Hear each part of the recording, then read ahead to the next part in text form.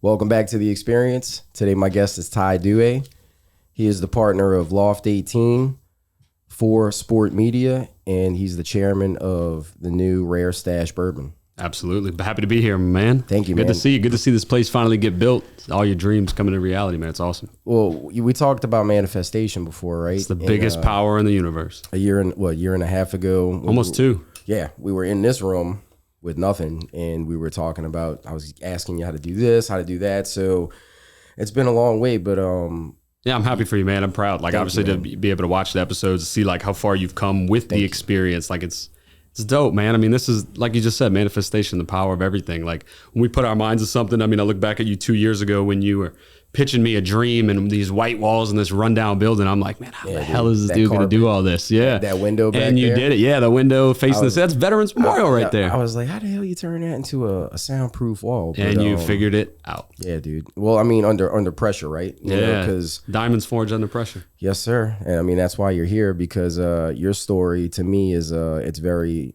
not only is it moving, but it was life-changing for me to meet you at the time that I did. Thank you, Justin. Shout out. What was J. Hemel Fit? Yeah, J. Hemel Fit. Shout out. You know, you're an entrepreneur. You're a businessman. You have a lot of big things happening right now, and we'll get into some of that on this episode and obviously the next episode. Yep. How old were you when you decided like you wanted to be an entrepreneur? Man, like as crazy it may sound, probably 15 years old. It's not 15, crazy. No, I was 15 years old. I didn't really know. 15-year-olds don't know what the fuck they want to do. Some kind of way I figured it, like, and the way I figured it was funny. It was a Snowball Stand, actually. So it was our local Snowball Stand. Mm-hmm. They also served food and stuff. It's called Mrs. Snowman, Luling, Louisiana. I was in the drive-thru and the lady gave me a snowball or whatever. I was with my grandparents. And the way she did it, I was like, I want to do this. And then I literally put in an application that day, got hired the next day, and then like went stone cold in it and said, I will own my own business. I will own my own restaurant. I love this industry because I just loved producing people's smiles, because that's what it's about, right. You know. So it started with the snowballs. Started with a snowball. Everything that we got going on that you see that you just said started with a snowball. Dude, that's wild. Yeah. Y'all served food as well, huh? Yeah, it was like a little, mini restaurant, local, hole in the wall. You served wraps, burgers, French fries, shakes, snowballs. It's just so crazy to think back on that. Like, I got nothing but good memories from that, because that set the foundation for everything I wanted. Well, how long did you like work in that industry for? So I've never left the hospitality industry. That's the crazy thing. Correct, obviously with Loft 18 now being, such a sports bar driven place that we've got in multiple cities now, I've never left and never wanted to leave the industry. The best thing about that is, like, I sell vibes for a living. That's what I always say. Yes, you do. Like, I sell experiences. I don't sell food. I do. But like, what I sell is an experience. And like, that to me is the most satisfying thing in the world. But even the food is a vibe. It's a major vibe. Yes. So it's, like I told you, it's a lot of attention to detail in your places. And that's what blows my mind the most. I was like, man, how the hell did this guy like think of this? And so I guess like kind of backtracking just a little bit, like, what was your childhood like up until like that point of like hitting the snowball, and then we'll go forward, Yeah, man. I mean, similar, we've obviously had these deep discussions, off camera, and, some of the things that I would say, like, growing up, a lot of people may have similar experiences or not, but like what drove me growing up, I have a great family, I have great loving grandparents, my dad, everybody, always wanted what was best for me, but I always didn't want what was best for me. And I had a couple of other factors in my life, whether it had been, a parent or a close family member, dealing with addiction problems, that, I kind of thought maybe were going to, make me an outlier. I have big family and everybody's super successful, and, our little corner maybe wasn't at certain times. And I was looked at as the problem child with ADHD. It's funny, obviously we're on the ADHD experience, getting kicked out of school, getting suspended, arguing with the parents, like all these different things. And I was just kind of lost to a certain extent, lost in the sauce of everything going on. And one day I just, I had some shitty shit happen, obviously, through those experiences. And one day I just remember it clicked, and it was like, man, I'm meant for more. I'm meant for more of this. I need to get through this. I need to use this. I could either let what's happened to me and what's happening around me take me down that same path, or I can make something different for myself. And ultimately what I decided to do was just be me. And once I decided to be me, like you said, I manifested all of this stuff to happen. So from early childhood, living in housing situations that may not have been best, split parentship. I would love going with my dad. When I was with, maybe another parent, I didn't so much always love it, but right. We made it through. My Correct. dad is every bit of a man that I hope that I could be one day. Every bit of a father that I hope I could be one day. And, right. He sacrificed a lot to, get me out of certain situations. And, ultimately he was a hard ass. So whenever he sees that, he needs to know that he was a hard ass. Yeah.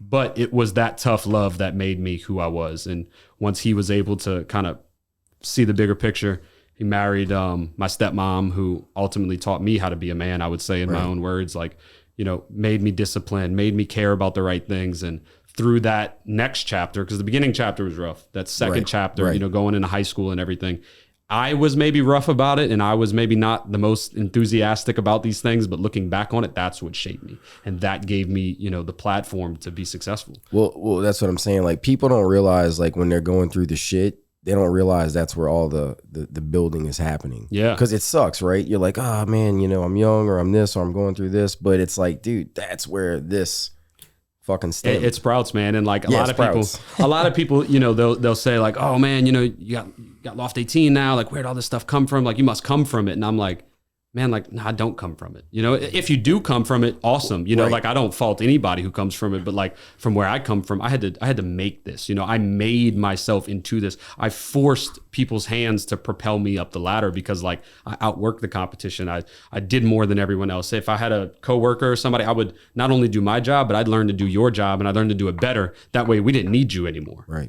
So I just propelled myself all the way up. So you had a business mindset from the start, because like you were already cutting costs and cutting labor with other people. Yeah. Well, not only that, I mean, obviously, now that you're growing, like you need labor, but like, I guess you would say like, who is going to do it as well as you want to do it? Because it's your baby. And ultimately, like that comes into the big circle talk of like, yes, it might be my baby, but like I want to make it other people's baby. And that comes to the mindset that we kind of talked about, hire the person, teach the job. And when you do that, you let other people into your dream and then allow them to make your dream their dream, because you're giving them ultimately a piece of the pie and they feel like they're involved with it. And that's what we do at Loft 18, man. Like, we have soldiers, man. We have believers. We have people who eat, sleep, breathe, shit this kind of stuff. And like, it's the most motivating thing in the world to know that like we created a platform that people are like loving and involved in and like supporting their families in. And like people, whether you're fresh out of school with a degree, you don't know what you're doing, you didn't go to school, we get people from all walks of life, and they're coming in and being wildly successful in what we're doing. Yeah. It's the greatest feeling in the world. Both of like, I would say the managers that run the one in Metairie, like always good guys, like always just like, it's definitely a vibe from when you walk in. I'm like, man, I feel like I know these people. You know what I mean? And this was kind of like when I met you, but I was like, they still made you feel like that every family, time, man. Dude. Yeah. And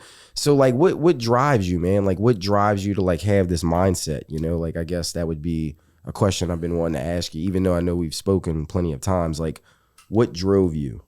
What drives me is like, I mean, there's a couple different ways to answer that. Like, obviously, I think what drives me the most is to see the success of those around me. Because if I have the opportunity, which I have, to be able to create a platform, what drives me and motivates me every day is when I meet that 19-year-old or that 20-year-old who was me at that age, and I see something in him and I'm like, I am now overly motivated to get you to the top right away. Right. Like, how do we develop you? Like, that's where I spend most of my time, is people development, whether it's coaching my staff or, talking with them, helping them push themselves forward, helping teach them new skills, giving them the tools to be more successful. That is my ultimate drive, is like, I just want a team of winners. Where did you learn that, man? Because that's like a skill that like people that have been doing this a lot longer than you have like developed. And it's like, people don't realize this, but you're not like, you sound older than you look, but you're really like a young man. And it's like, dude, it's like, how did you develop that mindset? So I think it was kind of catapulted and driven really, really fast in that sense, because like from a timeline sake, like I said, Snowball Stand when I was 15, right?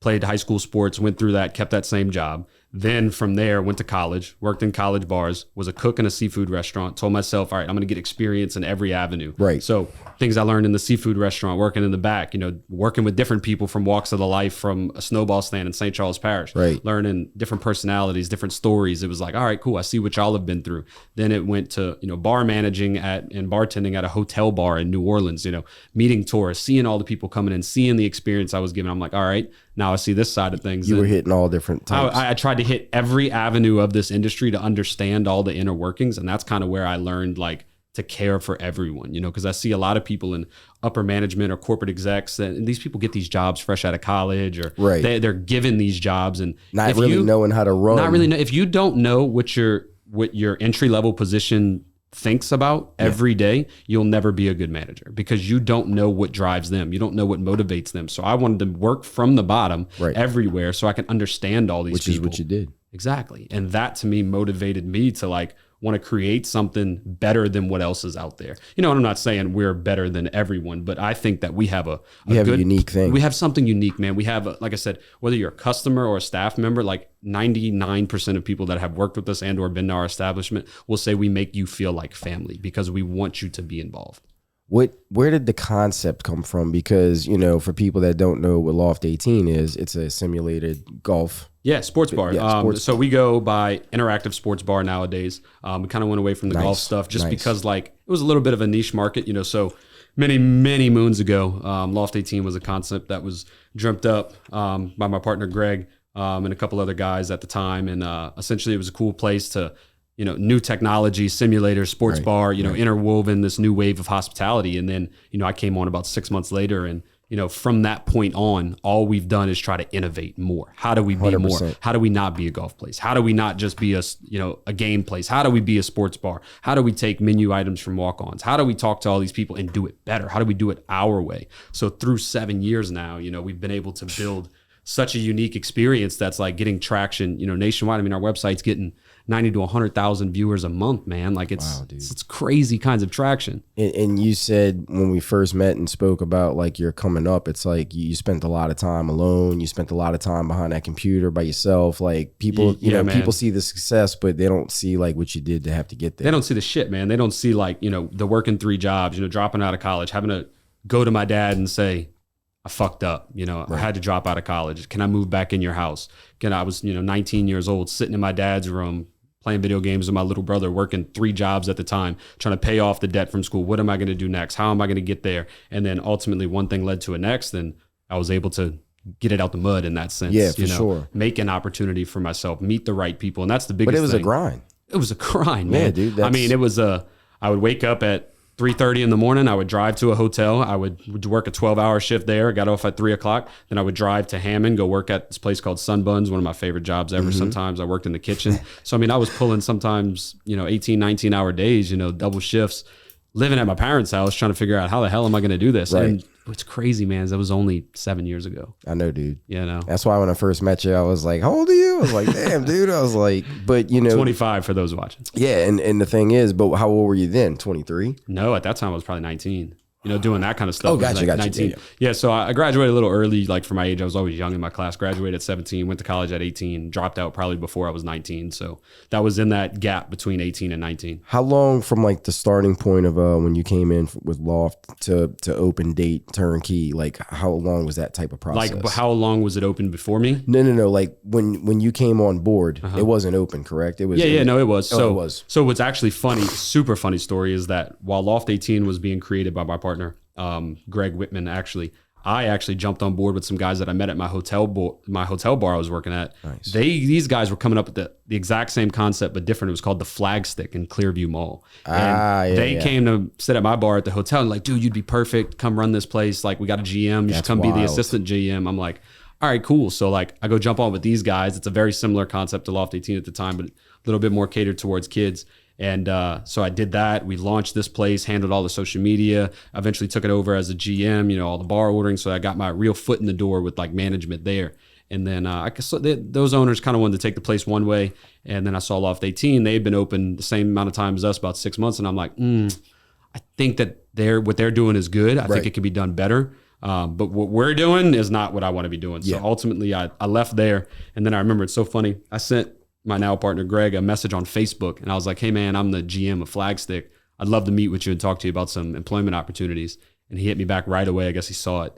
And I went over to his office and we met. We went through like a whole like mini interview, like who are you? What have you done? Blah, blah, blah. And then literally as I was leaving, he was like, man, how old are you? Like 28? I'm like, I'm 19. He was like, what the fuck? Yeah, dude. I left. He called me 2 hours later and was like, hey man, can you come back? And I came back, offered me the job. We had a GM at the time. I worked under him. So I started as like a manager. Right. And then shortly after, I would say probably a month in was when things elevated even higher. We started talking about another location in Houston.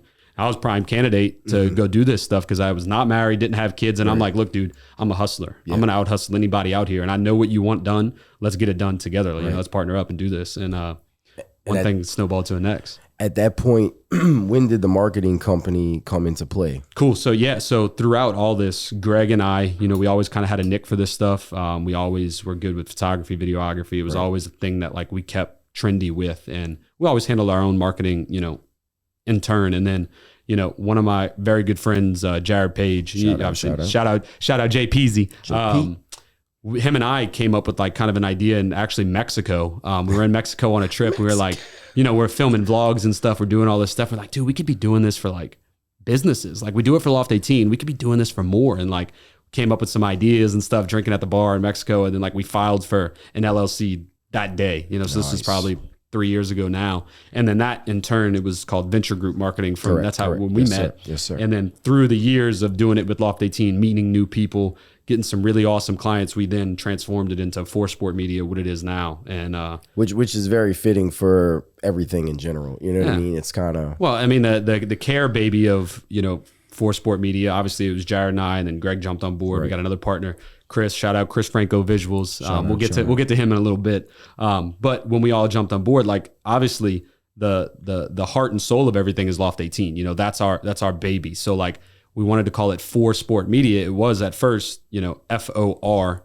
Sport. And then it was like, wait, let's put a spin on it. FORE, like the golf term Fore. So Fore Sport Media kind of came together. And it's obviously, it's been great. Yeah, dude. I mean, it's blowing the F up. Yeah, and, quickly. It gets hard to manage sometimes, but we're rocking. Right now, I know obviously the first location was in Metairie. So how many have you opened since then? So our first location was on Metairie, right on Metairie Road. It was the first building in the development of what is now popping off on Metairie Road. I mean, you have Tana, you have the Garrison, you have all these places popping up. A lot of stuff. Blue Oaks we were the first. Yes, you were. So from there, we had the mindset of expansion that we wanted to go to all the major markets. We wanted to go to New York, we want to go to Chicago, let's go to Houston. Right. So we went to Houston. I opened that place up, moved out there, lived out there for a year and a half, met a lot of cool people.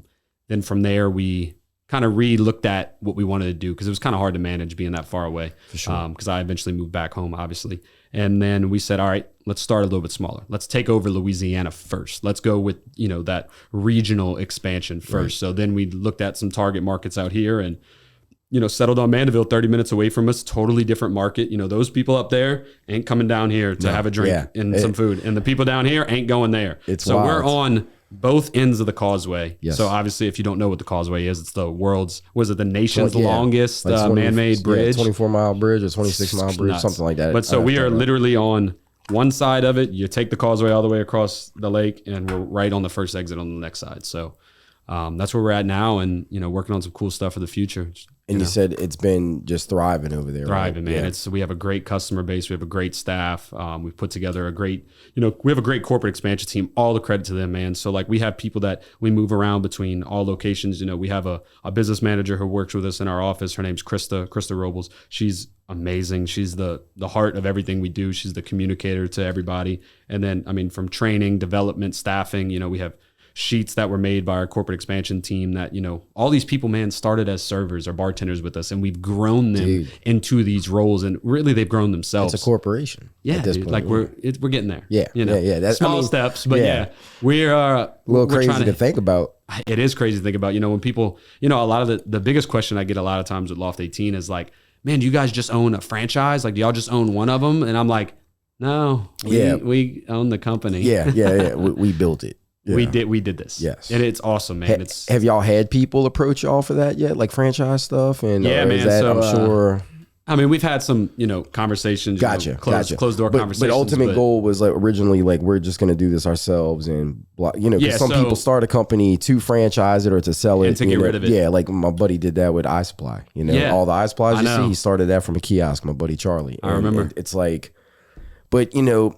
We're having too much fun, man. Oh, like yeah, we're dude. having, oh yeah, dude. we're having way too much fun to think about that, without naming, Yes, for sure, certain for sure, names. for sure, for We've sure, for had sure. big players in a big similar market to we are try to buy us out, try sure. to float some stuff in front of our face, try to convince us that like, oh, you're the small guy, we're the bigger guy, and we're like, Yeah. good luck. Yeah. We're gonna do what we're gonna do. You do what you do. We're gonna coexist. I'm sure you can put pieces together on who Yes, those for people sure, might for sure, be. for sure, for and sure. These other people have tried.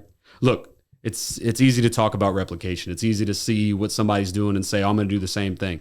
It's a lot harder to execute it. So we've had quite a few people try to do what we're doing, and I'm not going to say it failed miserably, but Right. I don't see anybody having the quite success that we do in what we're doing. Well, I don't think everybody Very started, humbly, because we put a lot of work into this. Well, exactly, but I think everybody starts something for a reason, and I don't think their reason is the same as yours. Because when we were sitting in the lounge, you said you started this for the smiles, right? Mm-hmm. Yeah. So I started this for the smiles, man. I started this for the little guy who was like myself, looking for an opportunity. because you said it's not about the money, and that's No. what people will construe. They're going to be like, oh, they're trying to do this and do that, and it's like you don't give a shit about the money. No, That's and what- like I said, all kudos to that mindset. Obviously, from my partner Greg, he's been a really big mentor to me in that avenue.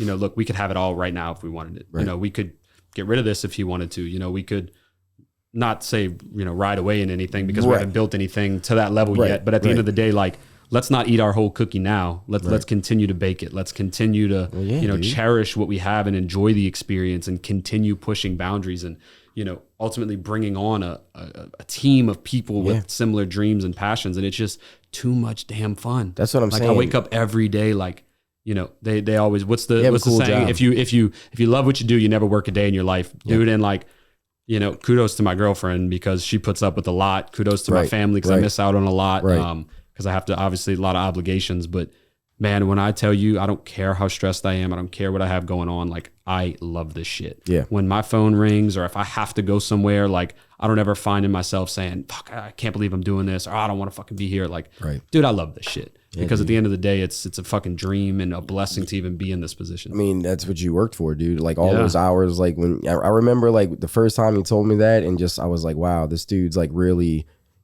putting in that same type of work that I'm trying to put in. And it's like, I know what that fucking feels like just being by yourself, or like, am I making the right decision? Is all this going to be worth it? Because That's that nobody sees anxiety, that. man. Like that's what Yeah. we talked about, so like what else has pushed me to this point, is similar to you. Like obviously, yes, there's been struggles with people around us, but internal battles, man. Like as a man, like you question certain things, whether it's a shitty relationship or, men's mental health is so big. And I try to advocate for it all the time. Yes. I like to, practice what I preach in that sense. Correct. And, I try to, connect with as many people as I can, especially on social media. But like, I like to especially check in with my homies, make sure that they're doing okay, because not a lot of people do that, especially with men. Like even me and my dad, like we try to have those conversations as well. It's like, that's tough things for guys to talk about. Hey man, how are you doing? How is this affecting you? I see you're sad, bro. What's up? Because we're supposed to be quote unquote men, you know what I'm saying? Yeah, So but like I think know. there's nothing more manly than like, being open and honest with yourself and with those around you. And there's nothing that makes you less of a man than, hiding that. If you want to hide behind something, like it's not good, man. Well, that's pride, ego. Yeah, they're all those scared things. of something, and that's why like I Shit think- gets dark, bro. Well, I mean, look, man, I'll be real. Like therapy saved my life, and I think a lot of people don't get therapy, and they should. But again, pride and ego, and I just feel like the more people talk about this, like as we should, like that's what I love about you and like your crew is like you have that entrepreneurial mindset, right? But you also have like a different wave now of like this is like the new future of like how a guy's supposed to be. Yeah, man. You know what I'm saying? It's Because not, like it's not biased. It's just like, hey man, like, we have feelings too, and we have this, like we're going through similar shit, but people, because you're supposed to be a guy, like it's not okay to like cry, or it's not okay to like be upset because you're a man. But it's like, dude, shit it's just natural, I have human all these emotions things on my back, bro. Like, Yeah, you know dude, what I mean? like shit gets heavy, man. Yeah, like bro, backpack gets heavy, yeah, and bro. like, you break down, and you have to be willing to surround yourself with not only people that you trust, but people that you trust with your mindset. And you have to be able to trust them, to lean on them, to, like you said, be able to vent, be able to be comfortable in the wrong situations, be comfortable crying in front of somebody, be comfortable letting this stuff go, because like I know you have, and I know I have been down some really dark shit, man. 100%, bro. And it eats you alive. I mean, it creates health problems, which I've gone through. It puts you in deep rabbit holes. And like the biggest thing that I've been able to balance, obviously once upon a point in time, dealing with shitty relationships, jumping more than I could chew, move the girl into my house, find out she was cheating on me. This is obviously sucky situations, but that put me dark. I lost my hair. I had developed alopecia. I was very depressed. I was mad at those people around me. I was going out drinking heavily, self-medicating basically. And like, bro, that was a dark time. And during that time, I was still doing all this stuff that we're talking about. Yeah. And like, think about trying to wear that backpack that we just talked about that was so heavy, dealing with all this. And like, I hid it from everyone because I couldn't have anybody see it. But once people started to see it, I was like, this is not who I am. Right. This is not who I want to be. This is not who I want my future kids to look up to, which would be a blessing one day if that ever did get to happen. Right. So like, you really just got to take that. You got to release it. You have to own it. Look yourself in the fucking mirror. The biggest thing that ever happened to me, I was reading a book during that depression. It was like, unless you could look yourself in a mirror for 10 minutes and not cry, you don't know who the fuck you are. Damn. I read that in a book. I sat in front of my mirror and I didn't make it 30 seconds by myself in the dark and started bawling, bro, because like, I didn't know who I was. Like, I knew it in my heart, but my brain didn't. And what book was that? One of them. I probably have it somewhere. Probably one of those "Your Life Fucking Sucks" books that I was trying to like wake me up with, and it did, man. And like, I still try to practice that. Brush my teeth in the morning, take a second, look at yourself. Who are you? Who do you want to be? And like, that's ultimately given me the platform for myself to like feel strong every day. When things get tough, like, I know at the end of the day, I have a support system, but I got me. I won't let myself get to that point again. That's what I want people to know about you and why I think you're so great is that like you have actually put in the work to make yourself better, right? Like you're talking about all these things that happened to you, but people are like, oh, maybe he just woke up one day and like he was fine. Like, no, dude, it's a long journey. You're still putting in the work daily, right? That because it's a daily thing to do all these things all the time because people forget, just because you stop doing something bad or like addiction or whatever, you can go right back to it. You could forget who you are and go back to it. So it's a daily drive. That's why like the businesses are successful because it's a daily hustle. It's a daily grind. Just with you got to just wake up every day and want it. Whether it's business, whether it's mental health, whether it's your relationship, whether it's your finances. Like if you wake up every day and want something, you can go get it. Manifestation, like we talked about. Yeah, you don't strike me as a guy that sits on the couch and watches Netflix often. You know what I'm saying? No, like you strike me as a guy that like, if I'm sitting there doing nothing, I'm like, what can I be doing? I'm wasting time. Yes. If I'm sitting there doing nothing, I'm wasting time. I could either be spending quality time with my family, figuring out who I am. I could be spending time on business, starting a new business, coaching someone, working towards something. Have a goal, work towards something. It's good to reset. I do a lot of travel. I've seen a lot of cool places in this world, whether it was through business or just fun experiences. That's where I get my, R&R, is seeing the world, seeing experiences. Some people like take their vacations. You learn? Yeah, dude. Like that's the biggest thing. Like traveling. I've been to some cool places. One of my favorite places I've ever been to. I got to go to Thailand for 9 days with my partner Jared, and we backpacked. Didn't have nothing. Airport, lost our goddamn bags. We were in Thailand buying underwear on the street for 6 days. When you said that to me and Chris, I was like, I would have freaked out because I didn't have a toothbrush. Yeah, bro. Yeah, but it's just like having to buy all that shit after you packed it. But I guess that's part of the experience. Yeah, bro. And that was part of like the do or die, like, dude, because y'all made it, bro. Let's not be sad about this. We're 24 hours away from home. What in the hell is being upset that they lost our bags going to do? Let's do what we said we're do. Let's go figure out this culture. We're talking to monks. We had everything we needed. We had our computers. We had our phones. We could tell our families we were okay. Let's go do what we said we were going to do. We winded up getting them like 6 days later on some remote island. We see some dude walk into our hotel and like we're looking at him, it's like, is that our goddamn bag? Keep in mind, we've heard nothing from the airport. They couldn't find us because we were all over the place. But we put in a call and said, we think we're going to be at these places these days. These people just showed up to our house with our bags. We're about to go jump this dude. And then because Jared was like, dude, that's our bags. And then we went talking. He's like, oh, no, the airport call is here. I'm like, dude. It's rough. It's rough.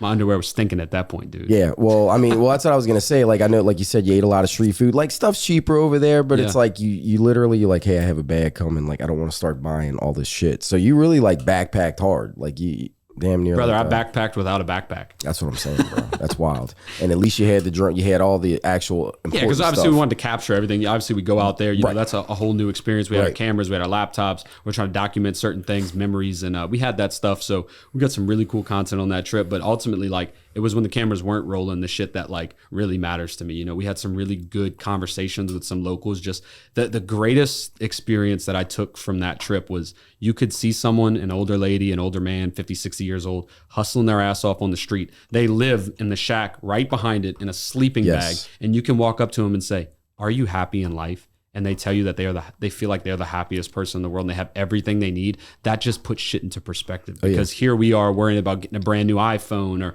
what am I wearing tonight? These people in other countries of the world just love to be alive. And like that shifted my mindset every day. It's just like, They I'm have blessed. nothing and they have everything. Right, man. Like just be blessed and thankful to be alive. You never know what can be taken away from you, man. That's At any that's moment. the learning experience, bro. That's the and with that, to end this episode, we're gonna have to save it till next week.